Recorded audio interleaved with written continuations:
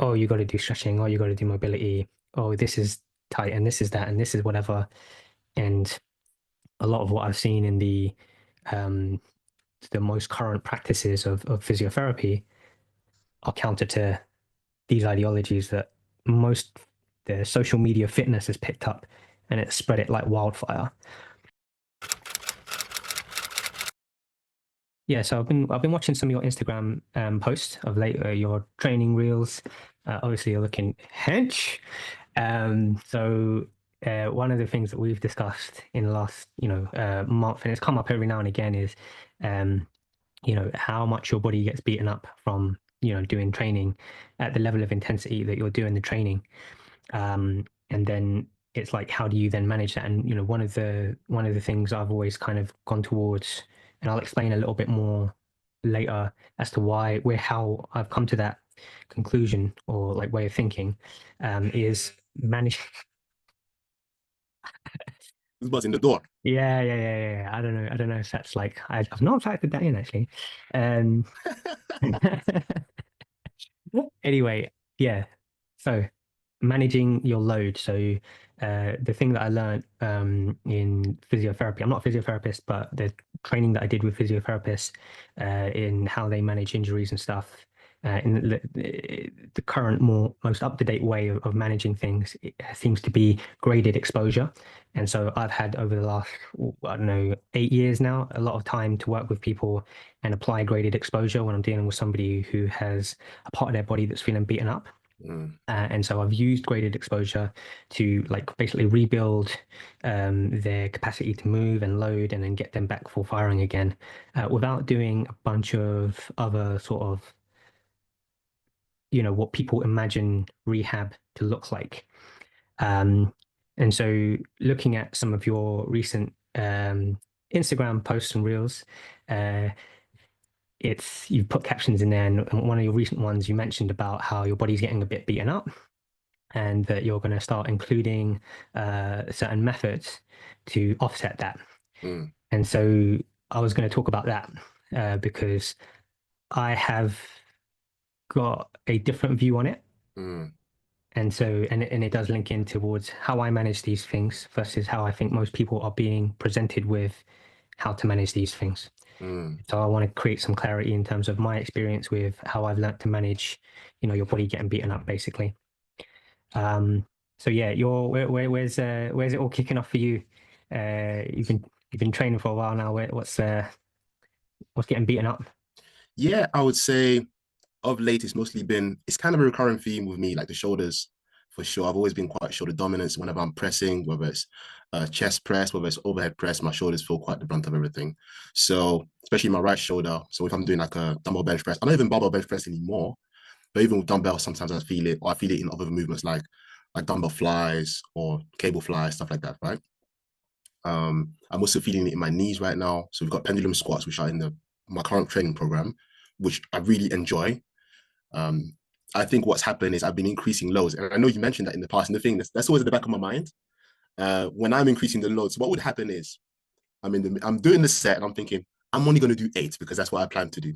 Then I get to 8, and I'm thinking that felt pretty good. I'm going to keep going and see how far I can go, and I end up doing 10. So now I'm making note. Okay, I did 10 reps, but I was supposed to do 8. So what should I do? Should I increase the weight? Because my plan is to do 8, and I'm clearly doing 10 at this weight. That means the weight isn't heavy enough for what you planned out in the program.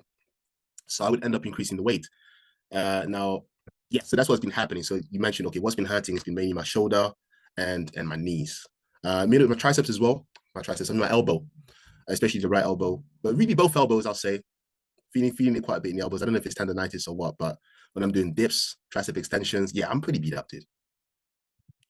Um, Shoulders, knees, elbows. Basically, it's all very jointy. Yeah, and I'll even add, yeah, before we get into it, that now, so I'm a personal trainer by trade, right? But I've stopped doing that for over the last 6 months. So now I've got a desk job, which for me is like a really new thing because I've been personal training for like the past 10 years. So now sitting down for most of the day, when I get up, I can feel it in my hips. I'm like, oh wow, this is never felt that before. I feel quite stiff. So it's not pain, but just definitely a bit of stiffness in the hips. Yeah. So the with different people, I've there's not like a blanket way of how I manage these things with everybody. Everyone's very individual. And so the key element I'll pay attention to is intensity. And so when we're talking about intensity, we're just talking about those really hard reps near the end of a set, where basically even though you're pulling as hard as you can or pushing as hard as you can, the speed of that movement has slowed down or the range of that movement has reduced because there's just not as much strength left to move the same weight. And so ideally that's not happening in the first 3 reps of a 8 rep set. But if you get into the 8th rep and it's like, oh, this is actually quite hard now, then you've basically done probably a sufficient amount of effort intensity wise. And in a lot of cases, I would probably say, and I'm being maybe even a bit generous here, I would say 8 times out of 10, people don't push themselves to that point where the 8th rep is that hard. In your case, I'm more likely to put you in the 2 out of 10 category where you are taking the set to that point because you've obviously learned and understood the point of doing that, right? And it's like, I want to build my muscles. I'm going to have to get the adaptive response. And so I need to create that stimulus. And that stimulus is only going to happen in those hard reps. It's not going to happen if rep 1 and rep 8 look and feel the same. Um, the caveat to that, the thing that is maybe being overlooked, I would say, is that assessment isn't made on round 1 and it isn't made on round 2. Let's say you've got 3 sets, 3 rounds, you make that assessment on the 3rd round. So you're building up fatigue in the first few couple rounds, 2, 3 rounds, or however many rounds or sets that you're doing. And then by the time you get to the end, it's like, right, I've done 3 sets of 8. And on the 8th rep of the 3rd set, I didn't really feel like I had to massively struggle any more than I did in the first few rounds. So now I've got that information. In my next training session, I've got data to say I can increase the difficulty of what I'm doing. And maybe I increase that by adding weight. Maybe I increase that by adding reps. Maybe I increase that by, adding range or whatever. We're not talking about that right now. But the actual thing of assessing whether I worked hard enough or not is at the end. Because if you make that decision on set number 1, we haven't factored in how you would have felt after doing 3 rounds of that same weight. And maybe 3 rounds of that same weight by the time you got to, and it was like, it was enough. So it leads into how do you even decide whether you should increase your weight or not? And so the idea of what a lot of people have like spoken about, and maybe if you're listening to this, you would have come across the term progressive overload. And I, for a long time, misunderstood what progressive overload meant. And probably only in the last year have I really readjusted my understanding of progressive overload. And so I think there's a little bit of a shift in how we're starting to understand progressive overload. And so the idea isn't to just automatically jump to the next weight or the next difficulty level. It's just to assess, is the work, what I'm using right now, enough for me to work and push to hard reps? And if it is, then I don't need to increase the weight. So it's not like, oh, I did this last week, so I'm going to aim to do this week. I'm going to keep using the same weight until it feels easy, or it doesn't feel like it's challenging me enough. And I'm going to make that decision on the final round, not on round number 1. And obviously, there's going to be like lots of different scenarios and nuances that kind of like counter that. But in general, if I was to think about most people, I'd be like, that's a good rule of thumb to follow. Make your decision on your final rep of your final set and don't automatically just increase the weight because of what you did last week. If you're using dumbbell presses, for example, I know, Mate, you do 48 kilos for 8 reps on an incline dumbbell press. And so there was a point where you were doing 46s. And at that point, you'd already mentioned, oh, my shoulder and my elbow, whatever, is starting to bother me a little bit. At which point I've said, cool, keep it there. The next session, when I looked at the reps and the weights that you did, you'd moved up to 48. And I knew you were going to do that. I just knew Wait, can I it. just add? Can I just say, all right, I'm going to interject here because no, what happened was I planned to stick to 40, 46. Yeah. So I think I'm not one of those that would hire a coach and like just go away and do whatever the hell they Yeah. want. Yeah. Yeah. I'm like, what's the point of hiring a coach? Just do what you want. So I went into the gym, I looked for 46, and there was no 46 that day. Yeah, So yeah. I thought, okay, I have two options. I go to 44 Oh, I or I got go to that. 48. And I thought, okay, well, I guess 48 it is. Maybe in hindsight, I should have gone to 44 and maybe just done more reps, and that would have been probably better. You didn't make the wrong decision. And so that is one of those nuances or layers of situation that kind of like we didn't include in the overall rule of thumb. Yeah, there are situations and scenarios, and so that's an exception. Now, what happened after that is you continue to do the 48s. And now that's fine if everything is feeling good. Mm, But if everything wasn't feeling good, then the wise thing to do is to just pull back to the 46s. If on the next session you did have access to the 46s and you're like, you know what, I've done a couple warm up rounds and I can feel it's a bit jointy, cool, let me just pull back to 46. And I'd probably add to that another thing that I've learned to do is think about the weight that I'm using in ranges. So rather than being so rigid with, oh, I do this exercise with 46s, I instead think about it as I do this exercise in the range of 44 to 48. And so depending on how where I'm at that day, have I slept well? Am I hydrated? What's my stress level like? What session did I do the day before? What are my joints feeling like? How well have I done my nutrition today or this week? And if like a lot of those boxes are ticked really well and I'm feeling good, then obviously I'm going to go on to the upper end of that and I'm going to push the 48s.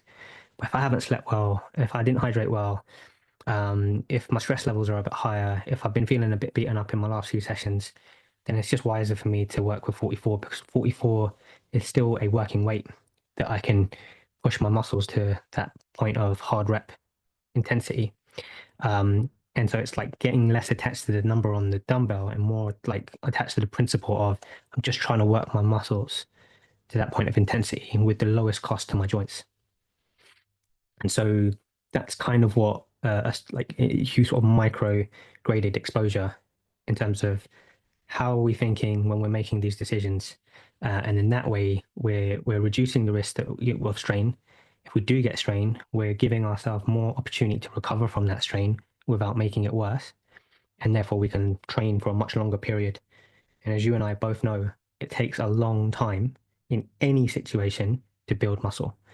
Yeah, no matter how genetically gifted you are, no matter what XYZ somebody is taking, it just takes a long time to see muscles grow. It won't happen in, you know, 12 weeks. So you've got to kind of like allow yourself to last long enough to see that outcome. And yeah, my experience with most people has been that they don't manage the load very well, and they run into, joint pain, and psychologically it just puts them off loading, and then therefore they don't work hard enough or long enough to actually see muscle growth, compounded on top of like managing their expectations in the sense of you didn't train for 2 years on a particular body part. Um, you trained for 3 months and then didn't see any visual progress and got disheartened and gave up. On top of that, your body wasn't feeling very good. And you're like, oh, this isn't working. It's all happening, I reckon, subconsciously for the most part, with the average lifter. So yeah, graded exposure. Um, Looking back, and so there's the I can't. You've mentioned your elbows and your shoulders, which makes sense with like the example that I highlighted with the dumbbell press. And then I would say with your knees, you've had a significant increase in your body weight. And you mentioned obviously about the big drop off in activity from like becoming a remote worker, from being an active personal trainer. So yeah, that's where the thing that you've now mentioned in your Instagram post, the strategy that you were going to use, now that's where we put that into context. So stretching and mobility is often put in with uh, injury management, and actually it doesn't do that much on the injury management end directly. I spent years and years and years and years like doing stretching and mobility drills, not just with myself, but with all of the. I mean, we're talking about, I don't know, 1,000 different people. So I really got a chance to see what was happening, whether I was really and what was really leading to them being uh, feeling less pain and less beaten up and being able to train more. And that's where I've kind of been like, because I've done both in together at the same time, where I've done the load management and I've done the stretching and the mobility stuff. I could see that the load management had more of an impact than the stretching and the mobility stuff, to the point where in the last few years I've massively reduced stretching and mobility in my practice, and I've still seen really good, if not better, outcomes in reduction in frequency of strain and injury and speed at which somebody recovers and gets back to lifting normally. So that's where I'm coming from, and that's kind of my practice. And through what I've seen, I'm like, yeah, okay, this has provided more evidence to me, the load management and the graded exposure, than stretching or mobility. Now, that doesn't mean that you shouldn't do stretching and mobility. That just means you need to really put that in the right box and understand the outcomes that you get from stretching and mobility and what benefits that that's going to create. And so, being a remote worker, and or even if someone listening to this right now is someone who's not active all throughout the day, maybe you're in your 30s like me and Mate are, or older, or even if you're in your 20s, your body is going to get stiff if you don't move it around often enough. And so, for like just general joint care, think of mobility as brushing your teeth, right? You're going to feel better in general, and you're going to feel less stiff. And again, psychologically, this has a big impact on how encouraged I am to even get up and go to the gym. Um, Having a better range of motion, which you still need to load to strengthen, but you like the prerequisite would be, can I even get my body into that position in the first place? And so all of that stuff has separate outcomes. It doesn't prevent injury, doesn't help with pain or injury, but it improves your overall athleticism, which can transfer into just being better at training and feeling better in your day-to-day life, full stop. And so Yeah. that's the thing that I've like been able to observe over the last 2 decades with why is it worth doing stretching and mobility, and how do we actually manage reducing the risk of injury and increasing the speed at which we recover from injury. And so it's been something that I've like struggled with a lot over the last 10 years, because the narrative is heavily pushed more in this direction. Oh, you got to do stretching. Oh, you got to do mobility. Oh, this is tight and this is that and this is whatever. And a lot of what I've seen in um, the most current practices of physiotherapy are counter to these ideologies that most the social media fitness has picked up, and it's spread it like wildfire. And I've just been in a very privileged position to have worked with so many people and gone through my own training experience to be able to test things, not just in myself, but in a wide range of individuals with a wide range of circumstances, and kind of getting, and because I'm a data driven individual and I measure things and I look for patterns, I've been able to be like, I'm getting better outcomes here. And this is good, but it's not correlating with reducing, injury risk and recovery time. Uh, but it definitely feels better. And I think that's why people think it does help with injury, because you do feel better when you do mobility and stretching. So there's this immediate reward of like, yeah, this is good. And so that's why you should do it. But, it doesn't mean that you can then turn up and, you know, keep increasing the weight on your exercises. And this thing is like massively buffering that situation or increasing your capacity to take that load. The only thing that's increasing your capacity to take that load is just getting stronger.